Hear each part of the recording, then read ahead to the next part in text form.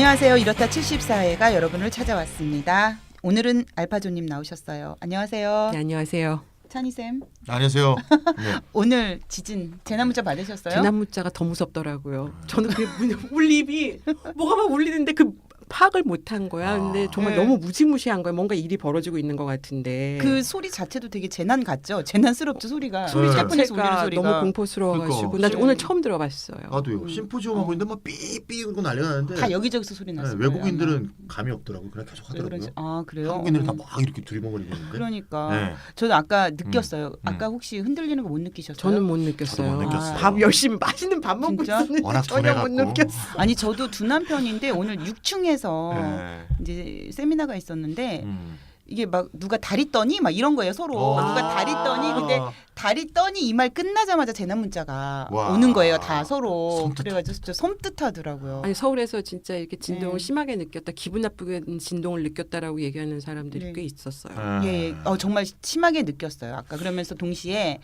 아 신고리 오르코기 어쩔 거야. 신고리뿐이야. 여기 월성도 있고 다 그래. 있는데. 근데 이제 어쩔 우리가 거야. 건설 재개를 결정하고 아. 얼마 안 돼서 이렇게 또 지진이 발생하고 나니까 이거 다시 한번 재고해야 되는 거 아닌가 이런 네. 생각이 좀 들더라고요. 맞아요. 제가 재빠르게 진앙지하고 네. 원전 분포 지도를 누군가 정말 발빠르게 네. 해갖고 탁 올려놓은 거예요 할 수- 인터넷에. 네. 네, 굉장히 네. 많죠. 그래서 이렇게 이제 네. 몇 개 글을 이렇게 음. 찾아서 읽어봤더니 네. 이거는 원자력 지지 세력들이 참 많구나 우리나라에. 엄청 아, 많죠. 엄청 거기에 많죠. 대부분이 아. 그 사이트에 올려놓은 음. 글들이 대부분이 뭐냐면 네. 우리나라 원전은 안전합니다 했었어요 메시지가. 아 그래요? 그래서 저도 깜짝 놀랐어요. 그러니까 몇 개 읽었는데 네, 몇 네. 개 이제 클릭해가지고 원전 위치 확인하고 싶으시죠? 뭐 이렇게 해가지고 예, 예. 이게 몇 개 사이트가 올라와 있길래 네. 열어보니까 우리나라 원전은 음. 안전합니다. 6.5 이상은 덧든이 버티도록 만들어놨기 때문에 상관없다. 이 내용들로 그러니까 굉장히 발빠르게 움직이는 거죠. 그쪽 사람들이. 그런 것 같아요. 우리 지금. 방송 중단하고 우리 움직여야 되는 거 아닌가? 아, 그러니까요. 정말. 우리 방송을 일단 합시다. 네, 네. 하고 나서 움직입시다. 예. 하여튼 지진 때문에 또 기분도 꿀꿀하기도 하고 많이 추워져서 네. 예, 감기 안 걸리셨어요? 일주일째 지금 계속 이어지고 있는 중입니다. 오늘도 코를 여러 번 풀어야 돼서 어떻게 될지 모르겠어. 방송 감기가 중에. 뭐예요? 네. 아이 참. 감기가 뭔지 모르겠네. 하도 안 걸려갖고. 목과 허리는 부실하나 네네. 감기에는 거뜬한. 아이 그 신체에 대한 얘기를 하지 맙시다. 누가 목이 길어서 뭐 그러더니 저번에 또. 아. 자 오늘 알파조님 나오셨는데요. 저는 또 알파조님 나오실 때마다 음. 궁금해요. 오늘은 또 어떤 이야기 보따리를 네, 풀어놓으실까, 네, 또 네. 어떤 재미난 이야기를 해주실까 궁금하고요. 지난달에 저는 계속 이제 기억에 남는 것이 비경제 성장론 이야기를 방송 끝나고 나서도 주변 사람들과 이야기를 했었는데요. 우리가 이제 익히 알고 있듯이 주류 경제학은 경제가 성장하지 않으면 미래가 없다 이런 파국설을 주장했잖아요. 그런데 비성장 경제론은 반대로 경제가 성장하지 않아도 사회의 진보는 얼마든지 가능하다. 그럼요. 이렇게 설명을 해주셨어요. 네네. 오히려 주류 경제학의 성장 개념, 다시 말해서 GDP의 지속적 증가라는 의미의 성장 개념을 포기했을 때 비로소 사회의 진보와 진정으로 행복한 삶이 가능하다. 이 말씀이 저는 인상에 남고 네.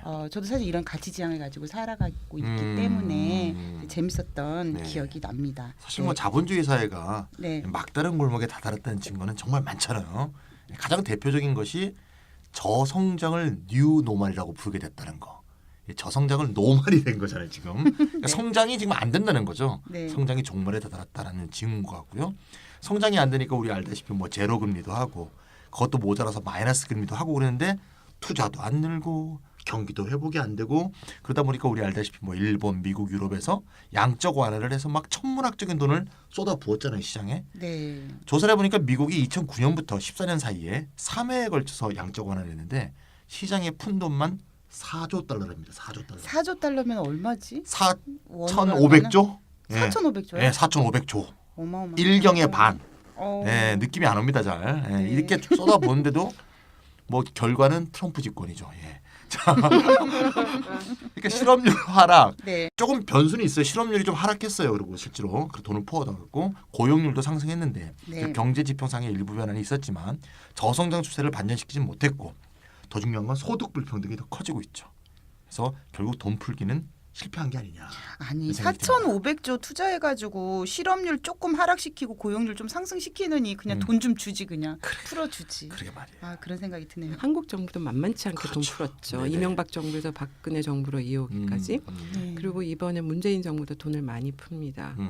어쨌든 아. 이제 정부의 돈 풀기 기준은 이제 계속해서 가는 것 같고요. 음. 전 세계적으로 돈을 많이 풀었는데 네. 정부가 주도적으로 많이 풀었죠. 근데 그 정책이 빛을 발휘하는 곳은 주식시장하고 지금 부동산 시장뿐이지 않습니까? 이분들이 특히 좋아요. 그러니까 지금 난리도 아니야. 뭐 우리 다들 먹고 살기 힘들다고 네. 다 아우성인데 네. 지금 주식시장하고 부동산 시장은 지금 승승장구예요. 그렇죠.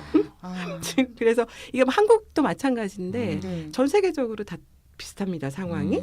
이게 정말 글로벌화가 되긴 된 모양이에요. 돈을 버는 자산 시장만 지금 뜨겁게 달아오른다. 그러니까요. 정부가 돈을 풀면 네. 그게 낙수 효과로 사회로 쭉 흘러 들어와서 밑바닥에 있는 서민층들도 어느 정도 희망을 갖고 또 좀 돈 버는 재미도 느끼고 이렇게 살아야 되는 건데 네. 지금 그런 사람들하고 아무 상관없는 네. 돈을 버는 자산 시장만 지금 열불이 나고 있어서 돈 많은 자산가들만 행복한 세상이 된 거죠. 우리 왜 자산이 없어 근데? 자산? 네. 그 지금 낙수효과 상관없다고 우리 늘 그런 얘기 했었잖아. 그러니까 네. 아직 월세 살고만 이런 사람들이니까 돈을 버는 자산 시장에는 네. 실제로 자산을 가지고 있는 사람들의 시장인 거예요. 세상인 거예요. 그렇지. 우리 같은 사람은 상관없는 그렇죠. 세상인 거거든. 기본 자산이 없잖아요. 그러니까. 네. 기본 자산이 있어야 그걸 지렛대로 해서 더 많은 돈을 빌려서 더 투자하고 이러는 거거든요. 네네. 그래서 이건 그야말로 빈익빈 부익부의 현상이 대표적으로 나타나는 시장인데 네. 돈이 없고 가진 게 없으면 누가 돈을 빌려주겠어요. 그러니까 맞아요. 그러니까요. 그래서 돈 버는 시장, 자산 시장은 돈 많은 자산가들의 세상이다. 그 사람들은 너무 행복할 거다 이런 생각 막 네네. 들어요. 지금 뭐 우리나라도 주가가 뭐 코스피가 뭐 지금 사상 최고치 막 경신하면서 나가고 있거든요. 아니 그런데 우리 문재인 정부가 그래도 소득 주도 성장론 이런 얘기하면서 조금 희망을 주긴 했었잖아요. 소득은 아마 자산가들 소득은 굉장히 늘어나고 있을 거예요. 그러니까 우리 소득 주도가 아니었어요? 그래서 네. 소득주도 성장론이 사실은 문재인 정부가 그 겨냥한 네. 이 타겟은 물론 자산가들이 아니죠. 일반 네. 서민들이죠. 근데 일자리. 일자리를 많이 만들어서 서민들이 이제 소득을 좀 더 늘려주겠다 이런 거였는데 사실 이렇게 속내를 들여다 보면은 정부가 돈을 풀어서 일자리를 누가 만들어요? 기업이 만드는 거잖아요. 그렇죠. 기업이 일자리를 만들려면 기업이 투자를 해야 되는 거예요. 네. 그래서 정부가 돈을 풀 테니 투자를 열심히 좀 해라. 그러면 기업들이 투자를 하면은 일자리도 만들어지고 그러다 보면 성장률도 좀 올라갈 거고 네. 이런 전통적인 성장론에서 사실은 한치도 벗어나지 못한 거죠. 소득주도 성장론. 네. 우리 지난번에 다뤘던 것처럼. 근데 우리가 다룰 때만 해도 소득 주도 성장론에 대한 얘기가 나오더니 최근은 혁신 성장. 예, 혁신 성장 얘기가 나오지 소득 주도 성장 얘기는 잘 안 나오더라고요. 예, 그리고 또 최근 대책이 잘 안 나와서 그럴 수도 있어요. 그러니까요. 그리고 또 최근에 언론 보도 보니까 김동연 경제부총리가 혁신 성장을 주장하고 이분이 있고. 앞장서시는 분이죠. 네. 이제 경제부총리니까. 이게 또 구체적인 또 플랜이 나왔나 봐요. 그래서 판교 창조 경제밸리 뭐 발전 방안을 1순위로 하겠다 또 이러고 창조 경제. 아 그러니까 창조 또 그분 생각나시잖아요. 네. 창조 경제라서 또 개명을 검토한다 이런 얘기까지 나오더라고요. 이게 박근혜 때 만든 이름이니까요. 그러니까요. 네, 개명을 해야겠죠. 아니 그래도 이름을 바꾼다고 해서 또 본질이 그러게 바뀌는 건 말이에요. 아니잖아요. 네, 이게 정말 박근혜표 창조경제가 문재인표 혁신성장으로 이어지고 있는 건 아닌가 하는 생각이 드는데요. 맞아요. 예, 알파전님 어떻게 생각하세요? 맞아요. 그러니까 네. 창조 경제를 그대로 네. 가져다 쓸 수는 없으니까 네. 창조 이제 혁신센터인가 창조 혁신경제센터가 이름을 정확하게 모르겠네. 네. 그 박근혜 때 세웠던 전국에 네. 그걸 거점으로 해가지고 지금 문재인 정부 때는 그 이름이 창조경제 혁신경제로 바뀌었죠. 혁신성장으로 지금 바뀐 상태고 지금 김동연 부총리가 경제부총리가 이제 최근에 혁신성장 거대한 플랜을 발표를 했습니다. 30조 원 규모인데 네. 목표는 이 30조 원이 벤처 시장 육성용으로만 풀리는 돈이에요. 벤처 시장이요. 네네. 그러니까 김대중 때 제1차 벤처붐이 있지 않았어요? 그러니까 저 그 그때 생각납니다. 외환위기 직후 네. 때 경제 너무 엉망이니까 네. 한번 내수를 이제 살려보겠다고 제1차 벤처붐이 이제 김대중 때 엄청나게 돈을 퍼부어가지고 그때 최대 수혜자가 안철수라고. 뭐 그럴 수도 네네. 있고 새로운 근데 미디어 뭐 이제- 이런 거 생각나네요. 네. 네. 그러면서 이제 그때를 생각을 해서 제2의 벤처붐을 조성을 하겠다라고 네. 정부가 발표를 했고 음. 그러면서 향후 3년 동안에 10조 원 규모의 혁신 모험 펀드를 만든다. 된다. 이게 원래 모험이 벤처거든요. 그러네요. 그래서 우리나라 원래 벤처 펀드인데 네. 거기다 벤처라는 말을 안 쓰고 모험이란 말을 썼어요. 왜 그랬는지 모르겠는데 혁신 모험 펀드. 이름이 혁신 모험 펀드, 혁신 벤처 펀드가 아니고 혁신 모험 펀드고요. 네. 10조 원 규모 3년 동안에 이게 정말 벤처 투자용으로만 들어가는 펀드가 만들어집니다. 이제 그럼 10조잖아요. 그러고 나서 혁신 모험 펀드랑 연계를 해서 20조 원 규모의 대출 프로그램을 마련하겠다라고 지금 발표를 했죠. 이건 뭐냐면 펀드는 투자를 하는 거잖아요. 네. 그러면 그 돈을 투자를 받은 기업에 한해서는 네. 또 20조 원의 대출 자금을 또 거기다 더 얹어주겠다라는 의미예요. 그 연계했다라는 게 이제 그런 왠지 의미인 거죠. 똥파리들이 많이 낄 것만 같은 당연하겠죠. 느낌이 당연하겠죠. 듭니다. 어쨌든 정부가 네. 열심히 이렇게 돈 마중물을 제공을 해서 조성을 한 혁신모험 펀드가 있고 거기다 네. 대출까지 껴가지고 어떤 정말 돈들을 이제 앞뒤로 그냥 막 밀어 넣어주는 갚아주겠다. 이거 창업하라는 뜻이죠. 돈을 아낌없이 창업하는 데는 뿌리겠다. 이게 과연 혁신 선장일까? 혁신 성장 참 쉽네요. 돈만 퍼보면 되네. 지금이 창업 안 하면 바보다라는 얘기들이 지금 막 시중에 돌고 있거든요. 어차피 이 돈은 이미 예산이 책정이 돼서 뿌려질 상황이기 것이고, 때문에 일단 예산 무조건 써야 되는 상황이라 네. 뭐 가차 없이 뭐 아마 다 쓸 거예요. 이제 그런 상황이니까 지금이 이제 창업의 절호의 기회다. 안 만든 사람 바보다 이런 얘기가 나오고 있고. 근데 과연 우리나라가 지금 창업 붐이 뭐 창조경제센터에서도 그거 만든 거예요. 박근혜가 그거 하려고. 네. 돈이 부족해서 그것 때문은 아닌데 정부 돈으로 연명하는 좀비 회사들이 양산될 거라는 그런 우려도 지금 큽니다. 알파존 좀비 회사를 저는 똥파리라고 그랬더니 좀비. 그 말이 그 회사들은 말인데. 네, 네. 저는 평소에는 똥파리라고 얘기를 합니다. 네. 이 문제가 거기서 끝나는 게 아니고 네, 우리 네. 잘 알다시피 그 박근혜 정부 때 네. 최순실 특별법이라고 불리는 악법이 있잖아요. 기억나세요? 그게 뭐더라? 네, 규제 프리존 특별법. 아 맞다. 우리 한번 다룬 적 있었죠. 네. 규제 프리존 지역 전략 산업에 매칭된 대기업한테 부동산 투기도 할 수 있고 환경 파괴할 수 있는 무소불위의 권력을 주면서 세제 혜택 주고 재정 지원까지 하려고 했던 법이죠. 이게 19대 국회에 제출되었다가 폐기되었고 지금은 이제 20대 국회죠. 네. 새누리당 의원 전원하고 국민의당 3인의 발의로 20대 국회 1호 법안으로 지금 제출되어 있는 상태인데요. 예, 아직 이제 통과는 안 됐죠. 김동연 경제부총리가 8월 16일 날 뭐라 그랬냐면 규제 프리존 특별법이 국회에서 입법화될 수 있도록 노력해달라. 라고 국회의원들한테 호소를 했습니다. 그래요? 네, 정부 부총리입니다. 문재인 정부의 급기야 문재인 대통령이 10월 11일 날 4차 산업혁명위원회 출범식에서 네. 뭐라 그랬냐면 규제 샌드박스 제도를 도입해야 된다. 말이 어렵죠.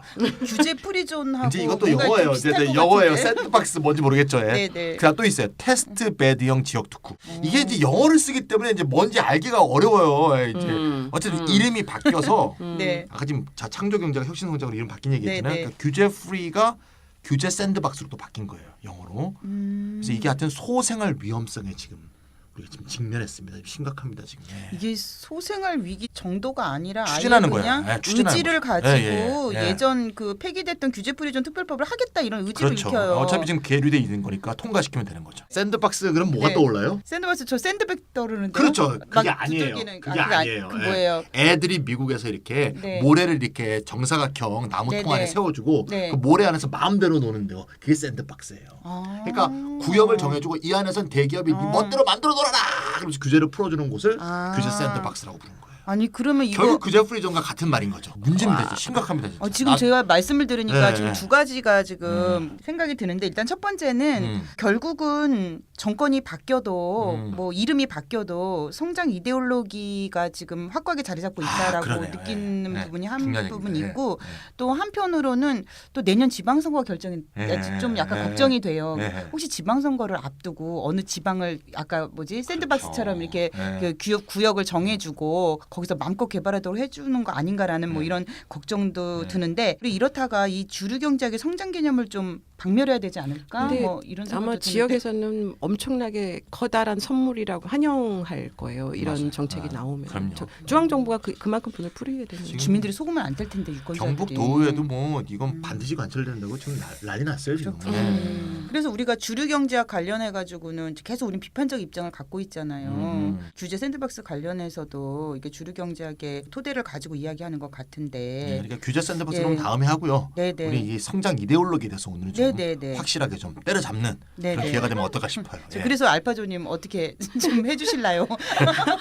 비성장 경제론을 네. 지난번에 다뤘는데 네. 오늘은 그것의 후속편을 하려고 합니다. 네네. 그래서 오늘 소개하려고 하는 내용은 뭐냐면 최근에 책이 하나 번역이 됐는데요. 일본의 진보적 경제학자로 좀 꼽히는 사람인데 네. 금융시장 쪽에서 이 현장에서 일을 했던 인베스트먼트 뱅커로 일했던 경험이 오, 있는 사람이에요. 그렇군요. 이름이 이제 미즈노 가조라는 사람인데 인베스트먼트 뱅커를 하다가 지금 이제 그 대학 교수, 경제학과 교수를 있는 사람인데 제로 성장론자예요. 이 아하. 사람이. 이 사람이 쓴 책을 한번 중심으로 해서 이 사람의 주장을 좀 소개를 하려고 합니다. 그 우연히 발견한 책인데 그 지난번에 다뤘던 비성장 경제론하고 이게 딱 접목되는 부분이 있어서 아 이거 되게 재밌다. 같이 소개를 한번 해보고 얘기를 해보면 좋겠다 해서 선택을 했고요.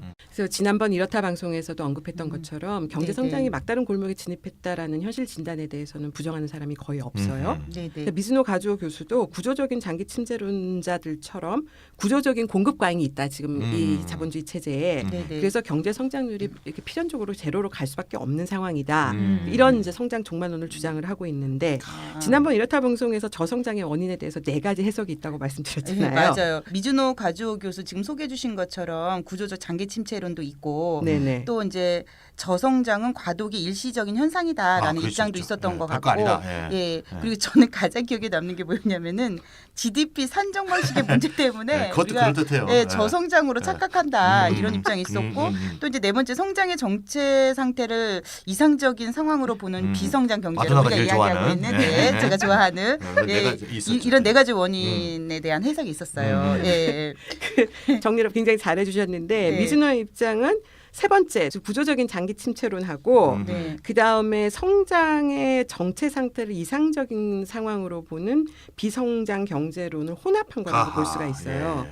그래서 그 미즈노 교수의 설명을 보면은 지금 이 공급 과잉 상태다. 그렇죠. 네. 공급 과잉의 위기는 영속적인 자본의 증식 과정에 불가피한 산물이다. 아, 자본론 읽는 것 같아요. 자본론입니다. 네. 왜냐하면 네. 이분이 네. 자본의 개념을 마크스의 자본 개념에서 그대로 갖고 왔기 때문에 아, 그랬구나. 그래서 막스가 자본은 영속적인 그 자기 증식을 하는 것이다라고 얘기를 했는데 인용을 그대로 해보면 자본은 물건이 아니다.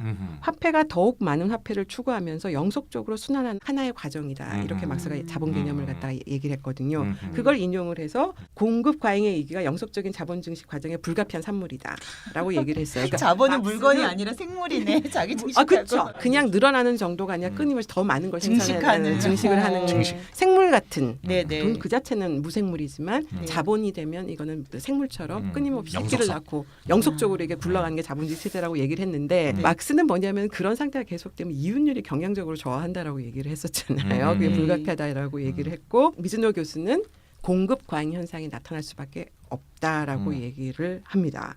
그래서 이 공급 과잉이 수요가 부족해서 나타난다가 아니라 아하. 아. 공급이 왜 과잉되냐? 그럼 그 수요가 부족하기 때문이다라고 얘기를 할 수도 있잖아요. 네네. 근데 미즈노 입장은 공급 과잉의 수요 부족의 원인이 있는 게 아니라 네. 자본주의 속성상 공급 과잉이 필연적이다. 거의 자연법칙적이다. 이렇게 보고 있어요. 음. 그래서 외부에서 어떤 제약을 일부러 가하지 않는 한 네네. 자본은 과잉포만 과다로 치닫는다. 이렇게 설명을 그럼 합니다. 자본 자체가 욕망 덩어리네요. 그렇죠. 제재를 가하지 않으면 계속 그 욕망을 증식시키는 키워나갈 수밖에 키워나가고. 없다라는 그게 있죠. 네네. 제재가 안 되고. 그런 얘기인 거죠. 예.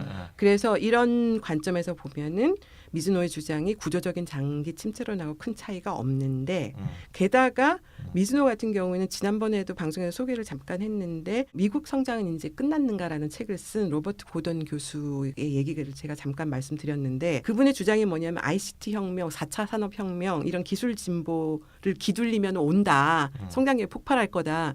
라는 것 자체가 허상이라고 주장하는 사람이에요. 이 사람이 4차 혁명이 일어나도 옛날 1, 2차 산업혁명 같은 그런 어마어마한 생산성 폭발이라든지 이런 건 없다라는 게 이제 이 사람의 주장인데 미즈노도 여기에 동의를 하는 거예요.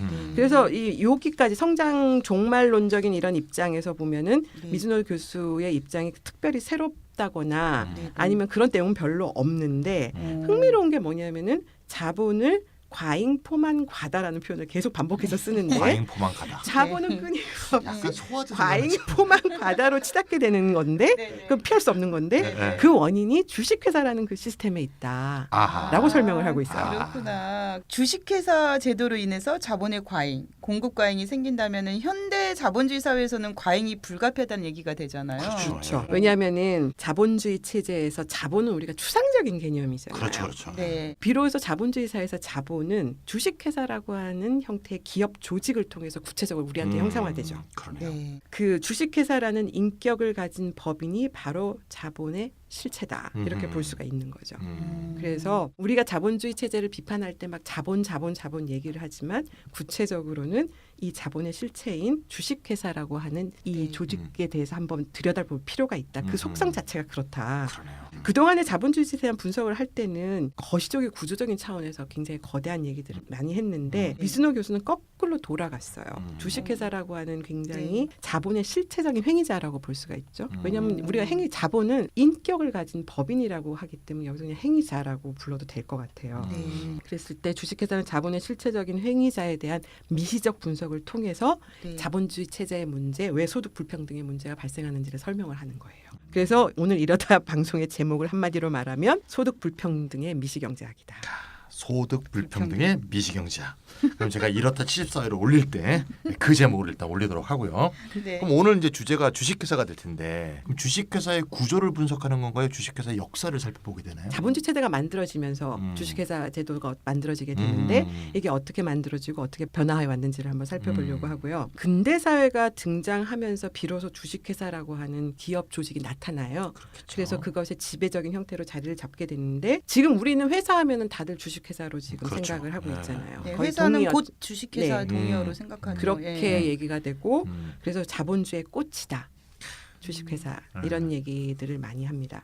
네. 그래서 한마디로 우리가 자본주의 사회에서 자본이 없으면 자본주의를 생각할 수 없는 것처럼 네. 자본주의의 꽃으로 불리는 주식회사 제도가 없었다면 아마도 자본주의 체제도 없었을 것이다. 근데 내용이 이게 좀 역사적으로 이게 쭉 거슬러 올라가서 처음으로 어떻게 등장했고 네. 오늘날의 주식회사는 어떻게 만들어졌는지를 보려고 하기 때문에 네. 내용이 너무 크다. 그래서 한 번엔 다 못한다. 네. 그래서 두 번에 나눠서 할 예정이다. 첫 번째는 일단 네. 주식회사 탄생에서부터가 그게 1555년도예요. 첫 주식회사가 1550. 16세기 외우고 중반이죠. 싶다. 네. 1555 네. 그때 첫 주식회사가 등장을 하게 되는데 그때부터 19세기의 주식회사 제도가 보편화됩니다.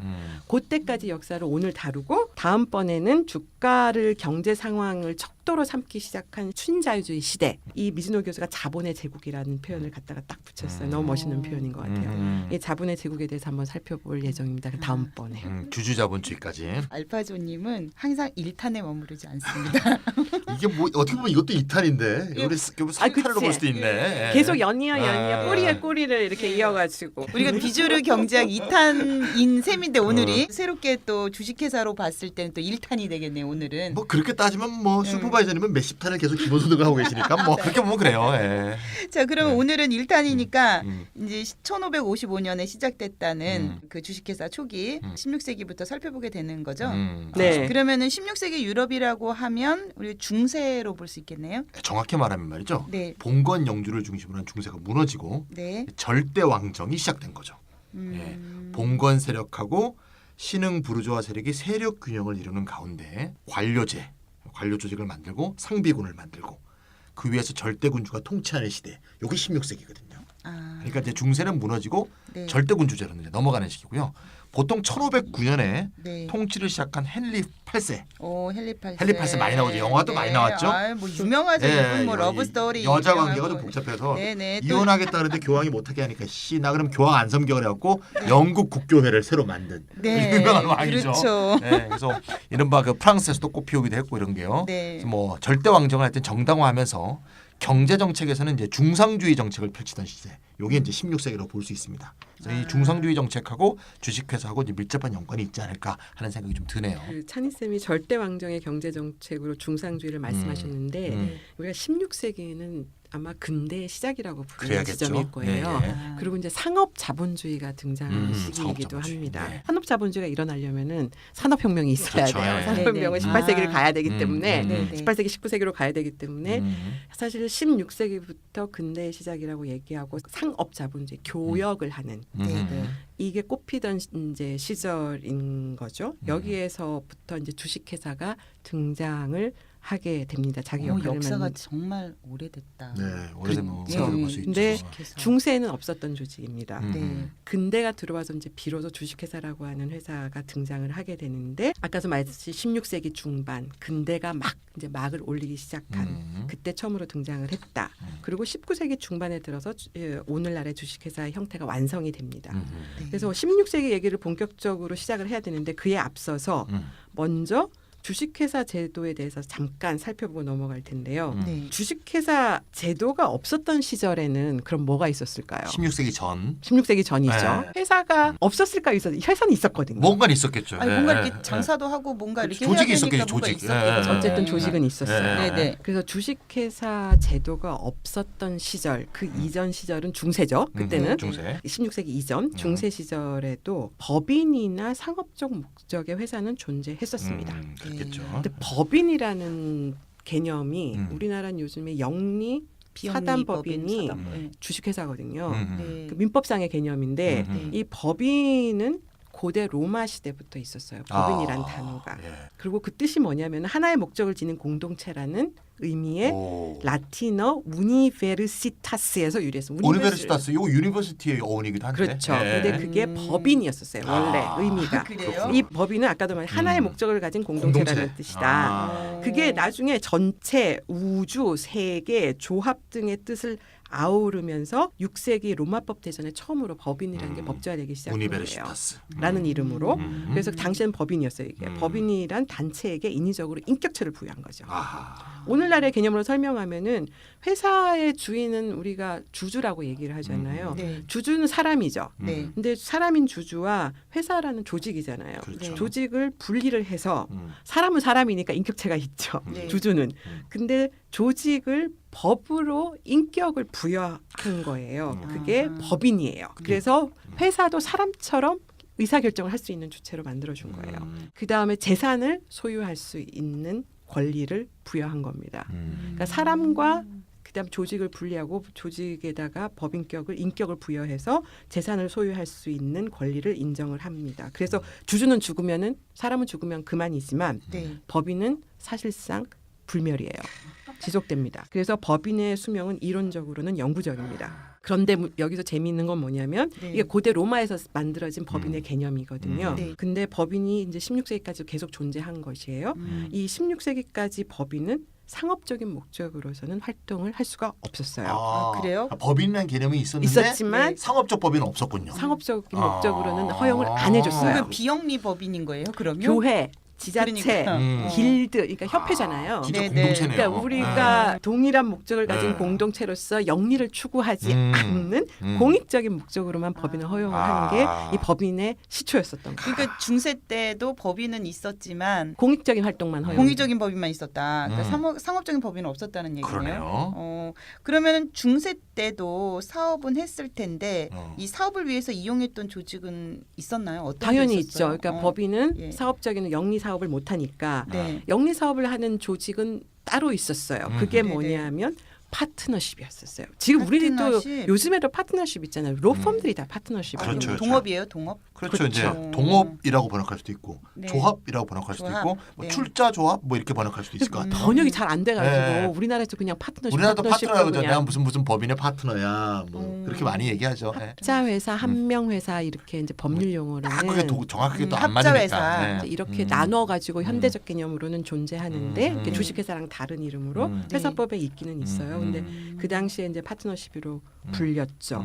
그래서 파트너십은 크게 유한 책임하고 무한 책임의 두 가지 유형으로 있었어요. 당시에 중세 때. 예. 그래서 유한 책임의 파트너십은 이탈리아로 코멘다라고 불렀어요. 코멘다. 네. 그래서 이 11세기 말에 상업의 중심지는 이태리 지중해 연안이잖아요. 그래서 지중해 연안하고 이슬람권하고의 교역이 시작되면서 탄생한 조직 형태입니다. 이게 코멘다라고 불렀고요. 해외의 특정한 목적지로 향하는 개별 항해를 지휘하기 위해서 상인하고 선장이 파트너십을 맺은 것에서 유래했습니다. 재밌다. 파트너십이네 진짜. 그래서 말 그대로. 파트너십이에요. 그러니까 네. 가서 교육을 하러 가면 배가 네. 필요한데 상인들이 배를 끌고 나갈 수는 없으니까 그렇죠. 자기 전문 네. 영역이 아니죠. 선장하고 같이 네. 파트너십을 맺은 데서 유래한 게 유한 책임 파트너십으로 코멘다. 코멘다라고 불렀다라는 거고요. 네. 파트너십에는 이게 유한 책임 회사인데 무한 책임 파트너십도 있었어요. 이탈리아어로 콤파니아. 지금의 컴퍼니네요. 아 진짜 예, 예. 아 그렇게 콤파니아. 되나요? 그러니까 우리한테 이탈리아에서 제일 유명한 콤파니아 누구냐고 물어보면 바르디. 그다음 메디치가 더 유명하죠. 완전히 지배했던 어마어마한 가문이니까 메디치 가문이 메디치 상회가 콤파니아였었어요. 이 무한책임 파트너십은 우리나라 상법에도 규정이 되어 있는데 네. 무한책임 파트너십 회사를 한명 회사라 그러거든요. 한명 회사요. 네. 합자 회사는 우리나라 상법에는 어떻게 되냐면 네. 무한책임 사원과 유한책임 사원이 같이 있는 걸 합자 회사라 그래요. 아. 그러니까 요거하고 딱 맞아 딱 떨어지지 맞는 않는데. 거진 네, 않네요. 않죠.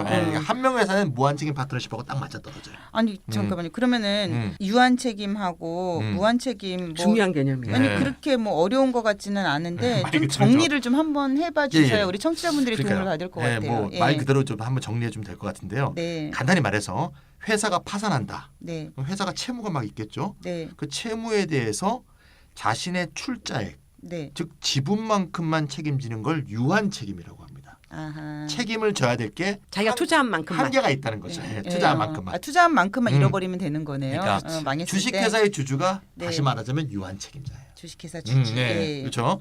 그에 반해서 회사가 채무가 발생하게 되면 파산하게 되면 직접 연대 무한의 책임을 지는 사람을 바로 이제 무한 책임이라고 하는데 그렇게 되면 채권자는 채무자의 전 재산에 대해서 집행을 요구할 수가 있어요. 아. 자신의 네. 전 재산을 털어야 되는 사람이 무한 무한 책임자다. 무한 책임 사원이다. 이렇게 볼 수가 있습니다. 우리 왜 네. IMF 때 연대보증서 가지고 망한 분들 굉장히 어. 많았잖아요. 생각나네. 근데 되게 무섭다. 음. 그럼 무한 책임 파트너십을 꼼파니아라고 부르셨죠? 잘 운영이 됐나요, 실제로? 안 됐을 것 같은 느낌이 있는데 좀 예, 무서울 것 예. 같은데. 예. 대부분 이게 무한 책임 회사는 가장 일상적인 당시의 상업 조직이었었어요. 그러니까 항해를 떠나는 경우에는 코만다라는 형태를 가지고 있었지만 거점을 네. 두고 이태리에서 영업을 하던 대부분의 조직들이 이제 꼼파니아. 콤파니아라는 걸 네. 가지고 있었는데 이게 무한 책임 회사가 되다 보니까 이런 무한 책임 회사들이 콤파니아들이 다 뭘로 벌었냐면은 네. 국왕한테 돈 빌려주는 재미로 살았거든요. 메디치 은행 유명하잖아요. 그렇죠. 아. 그 당시에 네네네. 대부분들이 국왕한테 돈을 빌려주면 국왕이 기분 나쁘면 돈 안 갚아. 채무 불이행 선언을 그냥 자기 멋대로 했거든요. 그랬겠죠. 뭐. 그러면은 어떡해?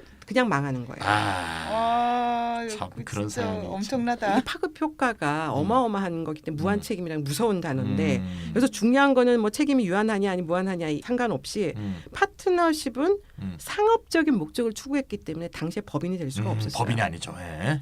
그렇겠죠, 맞아요. 그렇죠. 그때 당시에는 예. 상업적인 법인은 법인끼리 공익법인만 법인 있으니까. 없었다. 예. 그래서 법인격을 인정받지 못했다는 것은 두 가지 의미에서 굉장히 중요한데 네. 첫째 수명이 한정돼 있습니다. 아 죽는 거네요. 죽어야 돼요. 법인은 안 죽었는데 아까 법인은 개념 불멸이에요. 개념 법인은 네네. 법적으로 인격이 네. 부여된 건데 안 그러니까. 죽어요. 네네. 이 파트너십은 죽어요. 네. 수명이 한정돼 있었어요.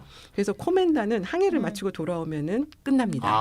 딱 코멘다의 생명은 항해를 떠나서 돌아오는 걸로 딱 정해져 있어요. 몇 년에 딱 끝나겠군요, 그러니까. 수명 완전 짧은 1년짜리 갔다 오면 1년이 끝인 거고 그렇겠죠. 우리나라 요즘 같은 경우는 프로젝트 사업 같은 거예요. 딱 정해진 프로젝트 기간 그러네요. 동안에만 딱 네. 존재하다가 딱 다 해산해야 돼요. 프로젝트 조직이다. 그래서 조직은 해산됩니다. 이게 이제 코멘다였었고 콤파니아는 콤파니아는 네. 기간이 정해진 계약 관계였었어요. 근데 계약 기간이 대체로 한 3년이었어요. 이것도 제한적이네요. 이것도 길진 않다. 네. 수명 네. 정해져 있다는 그래서 계약 기간이 만료되면 다시 갱신하는 경우가 상대적으로 많기는 했었는데 네. 거기에다가 출자자가 소유권을 갖고 있잖아요. 네. 그걸 자식에게 승계를 할 수가 있었어요. 메디치 가문처럼. 예, 네. 그래서 어. 법률적으로 보면은 코멘다에 비해서는 훨씬 안정적인 조직이죠. 안정성이 높죠. 왜냐하면 그렇죠. 계약 그렇겠네요. 3년마다 일단 계약은 이건 한 번 끝나고 항해 돌아오면 땡으로 끝나는 게 코멘다인데 네네. 이 경우는 3년마다 계속 이제 연장을 할 수도 있고 그다음에 네. 소유권을 자식한테 승계도 할 수 있고 그지 같은 국왕만 안 만나면 근데 법인에 비해서는 물론 불안정한데 이게 무한 책임이잖아요. 네, 그리고 코멘다. 코멘다는 코멘다. 그 유한 책임이었는데 콤파니아는 계약 기간을 계속 갱신할 수 있는 걸 열어주면서도 책임은 완전히 무한정지게 하는 이제 이런 구조를 만들어 준 거고 어쨌든 조직이 영속성을 갖고 있다는 나름 영속성이 측면에서 생겼네요. 네. 있기 때문에 네. 당시 아까 메디치 가문 15세기 피렌체 공화국을 지배했던 가문이죠. 뭐 정치도 네네. 좌우했던 이 메디치 가문의 은행도 콤파니라는 조직을 가지고 있었던 게 우연은 아닙니다. 이걸 택할 수밖에 없는 거예요. 코멘다는 갈 수가 없잖아요. 향해를 갔다 오면 끝나는 그렇죠. 이런 조직을 은행을 경영할 수 없었으니까. 그렇죠. 그리고 이제 메디치 가문 어서 많이 들어봤죠. 저도 많이 아니요. 들어봤거든요. 그 메디치 은행 예술과 콤파니아. 문화를 꽃피운 가문으로 굉장히 많이 그러니까. 나오죠. 그렇죠. 네. 거기는 이제 콤파니아 형태로 조직 형태를 가지고 있었고 무한책임 파트너십으로 했다라는 건데 이렇게 기억하면 되는 네, 건가요? 그러면 될 것 그러네요. 같습니다. 그러면 이제 중세는 우리 이제 이 정도로 하고요. 이제 본격적으로 16세기 그러니까 주식회사가 등장해야 될 그 시기로 네. 좀 넘어갔으면 좋겠어요. 1555년이라고 그랬죠. 1009가 아니라 1555. 배우고 싶다. 네. 최초의 주식회사는 1555년도에 네, 설립된 이름이 머스코비 컴퍼니라는 머스코비? 머스코비 컴퍼니라는 네. 회사인데 네. 영국 국왕 당시 메리 1세였었어요. 그러니까 모스코바 공국하고의 무역 독점권을 얻어서 설립한 특허 회사입니다. 그래서 머스코비인가요? 머스코바랑 관련된 이라서 이름이 머스코비 같아요. 그러니까 그 당시는 중상주의 때인데 국가가 그러니까. 다 이 무역권을 그렇죠. 갖다가 특허를 주는 거죠. 특허를 주는 방식으로 해서 네가 해라. 독점을 딱 어떤 항로에 대해서 독점권을 그럼요. 딱 주는 거였거든요. 모스코바 공국하고 또 무역 독점권이라는 특허장을 받은 회사가 머스코비 회사였습니다. 그래서 특허장을 받아서 법인이라는 형태를 갖추게 돼요. 이때는 비로소 상업적인 목적인데도 법인이라는 형태를 준 그게 거네요. 이게 시작이죠. 이게 주식회사 시작이죠. 이게 네. 국왕이기 때문에 가능한 거예요. 이게 국왕이 아. 특허장이라고 하는 증서를 내주면서 네네. 그것에 대해서는 법인 자격을 준 거죠. 이게 이제 주식회사의 음. 이제 시작이라고 보시면 되는 거예요. 그래서 법인이면서 주식을 갖고 있었어요. 굉장히 이게 이제 독특한 구조를 가지고 있었던 건데 예전에 법인은 공익적인 목적의 법인은 주식이 없었거든요. 네. 머스코비 회사한테 국왕이 특허장을 주면서 너희들은 법인이다. 이 말은 뭐냐면 영구적으로 너희들은 존재할 수 있다라는 뜻인 거고 그 다음에 주식을 허용을 해준 거예요. 중세 때부터 이어져 내려온 특허장이라는 게 있었고 거기다 자유시장에서 거래가 가능한 이런 주식 개념이 등장했고 여기에 유한 책임이라는 개념이 같이 삼위일체를 이루면서 법인격을 인정받은 최초의 교역회사가 바로 머스코비입니다. 현재의 주식회사가 갖고 있는 특징을 다 갖고 있는 거예요. 그러네요. 근데 국왕 특허만 빼면은 뭐 국왕 특허만 주식회사는- 빼면. 그러네요. 네네. 이게 없었으면 법인 인정이 안 되니까 이 당시에 예외적으로 상업적인 목적인데 파트너십이 아니면서 법인을 인정을 해준 거는 국왕이 예외적인 특허를 줬다라는 뜻인 거죠. 그래서 머스코비의 등장은 근대의 막을 올리는 획기적인 사건이다. 그렇군요. 이렇게 기록이 되고 있고 국왕의 특허가 아까 말씀드린 것처럼 예외적인 형태로 주어진 거예요. 아무한테는 안 줬어요. 네. 나머지 두 요소는 주식 개념이 있고 자유롭게 시장에서 사고 팔 수 있었다. 유한 책임이 적용이 됐다. 이게 시간이 흐르면서 지금의 주식회사로 이제 발전해 나간 거죠. 머스코비 회사 다음은요. 그 다음에 이어서 우리가 다 아는 동인도 회사가 등장합니다. 그러니까 똑같은 회사인데 네. 1600년에 설립된 동인도 회사는 일단 무역 항로가 달랐죠. 먼 거리 항로를 여행하는 교역회사가 만들어져요. 노예무역했죠 대부분.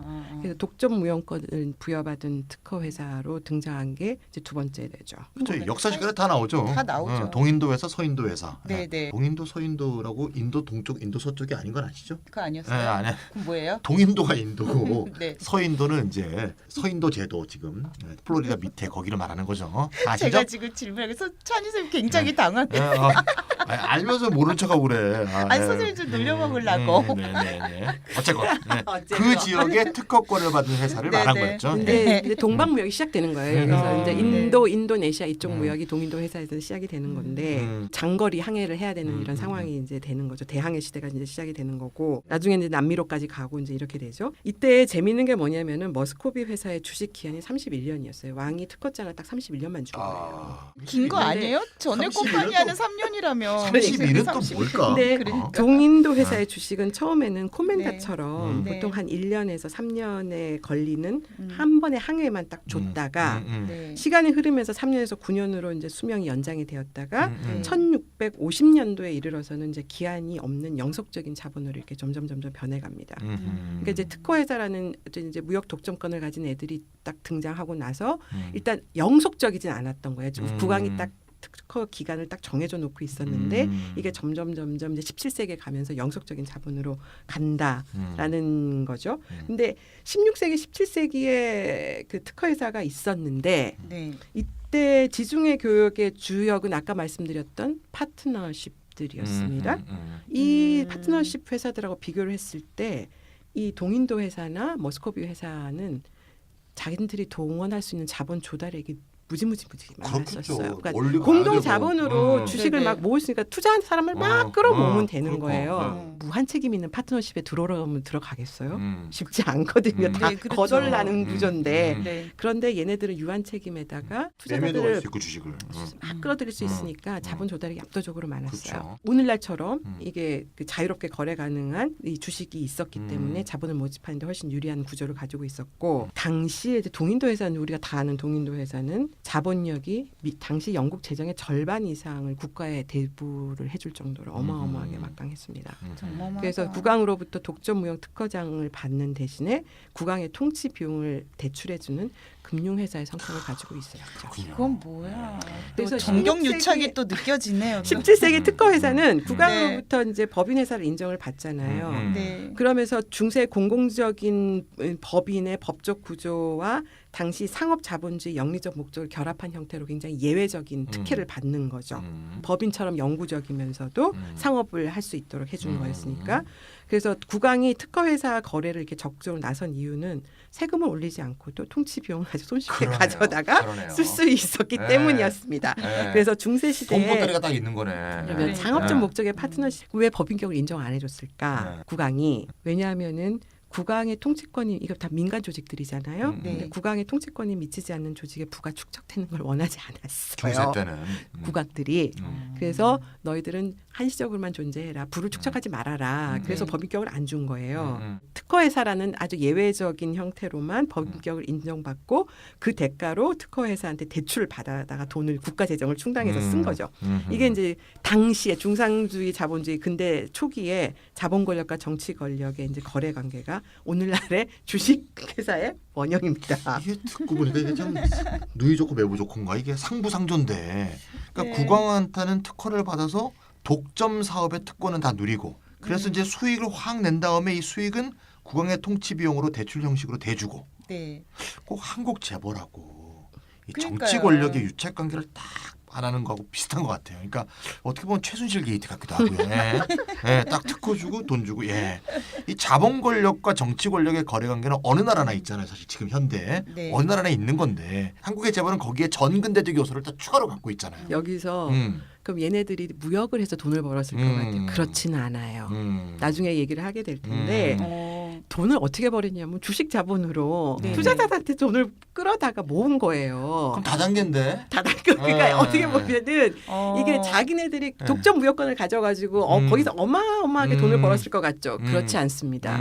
왜냐하면 거기가 너무 경쟁이 심한 데다가 네네. 사고도 많이 나잖아요. 네, 그렇죠. 네. 그리고 자기네들끼리 전쟁을 치르느라고 상업이 제대로 안 됐어요. 그래서 사실은 이 무역을 통해서 번 돈은 얼마 안 돼서 이 하얀 길을 걸어가는데 네, 네. 주식회사라는 제도를 이용을 해서 투자자로부터 돈을 막 모으는 거예요. 근데 주식회사에서 야. 돈을 벌어다가 투자자들한테는 고수익을 보장한다고 이렇게 뻥치면서 돈을 어. 벌어다가 어. 국왕한테 돈을 대주면서 이런 거래 관계를 이렇게 이거 최순실인데 완전히 이거. 아, 그러니까요. 예. 생산성하고는 아무 상관도 없는. 그래서 어쨌든 당시 이제 머스코비 회사가 이제 음. 최초의 주식회사였다라고 볼 수 있는데 오늘날의 주식회사 네 가지 특징을 다 가지고 있었다. 첫째, 중세까지는 공공적인 목적에 한정되었던 법인격을 처음으로 획득한 상업적 목적의 법인이었다.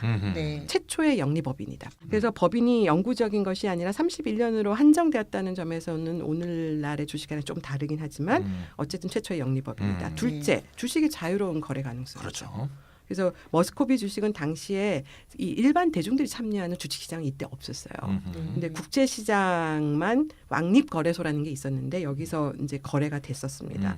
왜냐하면 전용 주식시장이 등장한 건 한참 그 후 18세기 후반 19세기에 이제 들어왔었을 테니까 어쨌든 그래도 이 주식은 거래가 가능했어요. 그래요? 왕립거래소에서. 그럼 왕립거래소에서 그러면 아무나 이 거래소만 가면은 할 수 있었던 거예요? 일반 대중들은 들어갈 수 있는 시장은 아니었었죠. 그러니까 그 다음에 귀족들이겠죠. 카지노가 특별한 사람 들어가듯이 뭐 그런 거 같은 거라고 볼 수 있어요. 그 다음에 세 번째가 뭐냐면은 주주총회와 주주총회가 음. 선출하는 이사회의 일상적인 경영 관리를 위임하는 오늘날의 지배 구조도 등장을 해요. 투자자들은 돈만 넣고 네. 경영을 하는 사람은 전문 경영인들한테 맡기는 이런 위탁 경영 구조가 이제 만들어지고 음.